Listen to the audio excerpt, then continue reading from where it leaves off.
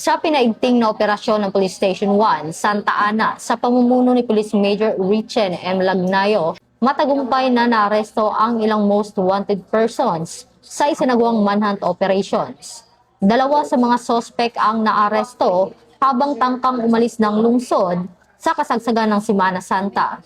Si alias Yanyan ay naaresto sa Santa Ana Wharf dahil sa kasong illegal gambling, habang si alias Gigi ay nadakip sa Gaisano Mall Van Terminal kaugnay ng kasong illegal drug.